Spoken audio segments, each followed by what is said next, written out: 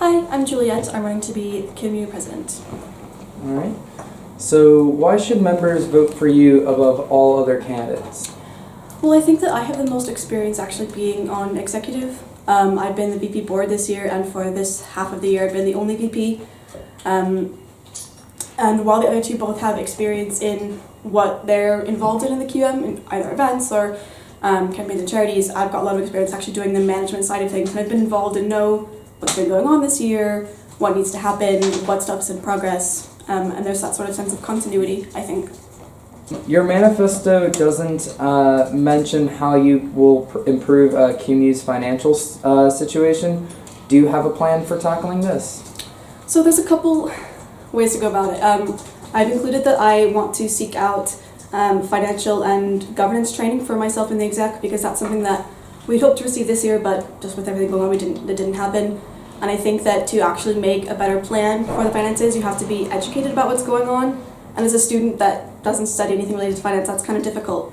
So while there are some areas in terms of engagement, in terms of outlets that are doing really well, like our cafe and our bistro, that have been really successful this year, and sort of focusing on that rather than stuff like bars, which aren't doing super great, comparatively at least.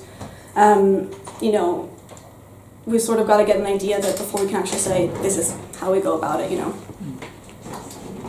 So do you support the constitutional amendments that have been proposed? Which ones?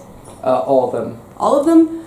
Across the board, yes. I know that there's been obviously been some controversy with life members, and I do still support that. However, my preference would be to have a conversation with life members about what they want, because the reason we've sort of focused on life members not voting is because there have been a lot of issues with engagement in the past.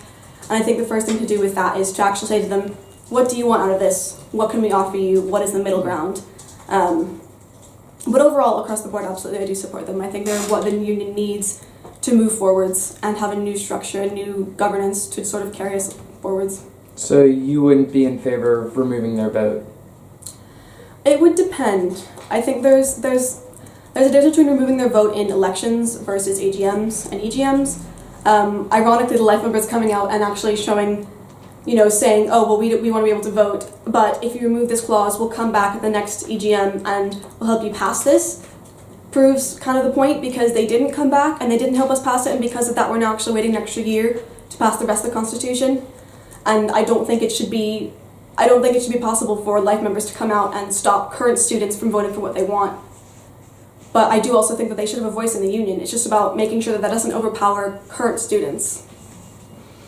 Also, the amendments would no longer force board to publish their finances to members before AGMs. Would you promise right now that you would provide this to members either before AGMs or before elections? I can't promise anything specifically because I don't know if I get elected.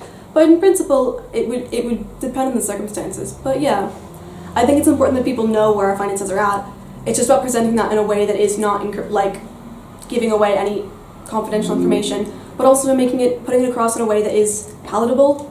Because if we just present all our finances at once, people aren't necessarily going to know what to do with that. I think it's about presenting the information in a way that actually makes sense and is indicative as to where we are, rather than just a sheet of numbers for people to read who might not know what to do with that. So would you publish the balances of how much you guys have received versus how much you guys spend? I'll be quite honest, I don't know where the legality of that lies and whether or not I can say we would. But I do think at the end of the day people should be informed about it. It's just a question of how. So your manifesto says you plan on supporting volunteers and volunteering groups. Do you think this will be enough to promote student engagement at QMU? I don't think it's the only angle to promote student engagement in the QMU, but I think it's one of our primary ones. Our Campaigns and Charities Committee is one of our most well-attended committees, and that is just something that I'm personally very passionate about. But that's not to say that everything that we do isn't promoting student engagement in its own way. It's just that I think that people have this sense of not really feeling connected to the building, and campaigning and charity is something that people find it easy to attach to, because we are in this era where people want something that believes in something and makes a stance on something, and that's something the QMU has lost recently compared to how it used to be. So, would you try to bring a club night back to QMU? It's a difficult question, and you're good to ask it. I would like to, but it very much depends on, you know, what we have the budget for, what the other, well, GU mainly is doing next year, and sort of, you know, what ideas we have from people. Because in principle it would be great, but it's about making it actually feasible, and I'm not one to just throw money at something and just hope that it works. You know, I would want to support it if I thought it was a good idea and that was going to be sustainable. So what do you think the greatest issue QMU faces right now? Only one. Just the most important, or like what you would wish to tackle the most?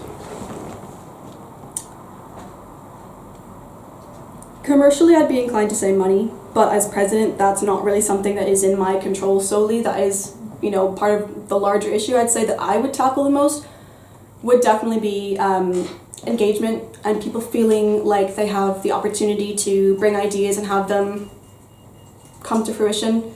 I think some of the biggest things, a lot of our board members, and a lot of the societies and even life members and, you know, students who aren't members who use our building don't really feel any connection with what we do, and they don't really feel like they can make a difference. And that's why in my manifesto I say that I want to be a facilitator of people's ideas, so that people feel like they can actually accomplish things rather than just have ideas and just have them not go anywhere.